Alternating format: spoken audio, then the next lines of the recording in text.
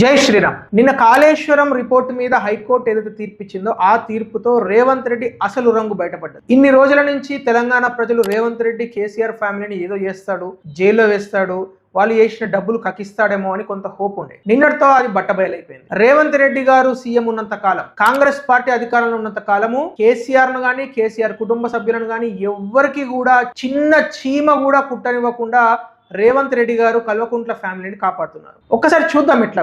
Kaleshwaram scam లో మొట్టమొదటగా PC Ghosh commission వేసినప్పుడు, అంటే ఈ కమిషన్ యొక్క టర్మ్స్ ఆఫ్ రిఫరెన్స్ వాళ్ళు ఏం చేయాలి అన్న దగ్గర నుంచి కూడా చాలా జాగ్రత్తగా పకడ్బందీగా రేవంత్ రెడ్డి గారు కేసీఆర్ గారిని కాపాడే ప్రయత్నం చేశారు. ఒకసారి చూద్దాం ఈ టర్మ్స్ ఆఫ్ రిఫరెన్స్ ఏమున్నదో.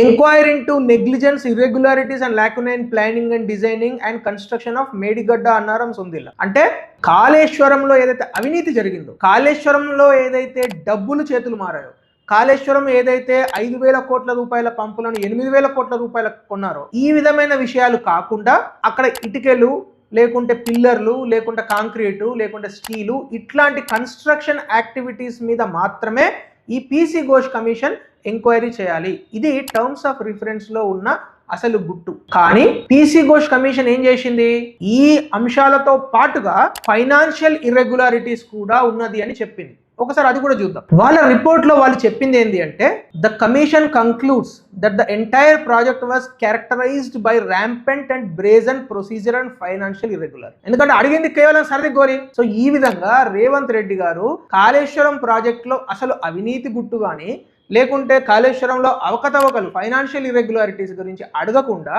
అసలు అడగడమే చాలా చాకచక్యంగా మీరు కేవలం కన్స్ట్రక్షన్లో ఉన్న ల్యాకునాసు, ప్రొసీజరల్ ఇష్యూస్, డిజైన్ ఫైండింగ్స్ పైన మాత్రమే మీరు ఎంక్వైరీ చేయండి అని అడగడంలోనే ఒక చాలా ప్రణాళికాబద్ధంగా పకడ్బందీగా ఈ విషయం మాత్రమే అడగడం జరిగింది. అయితే ఈ ఫైండింగ్స్ పైన మీరు యాక్షన్ తీసుకోరాదు అని హైకోర్టు చెప్పింది. ఎందుకు చెప్పింది? బికాస్ మీరు కమిషన్కి ఇచ్చిన టర్మ్స్ ఆఫ్ రిఫరెన్సే తప్పున్నది. మీరు చాలా ప్రణాళికాబద్ధంగా కేసీఆర్ ఫ్యామిలీని కాపాడే ప్రయత్నం చేశారు.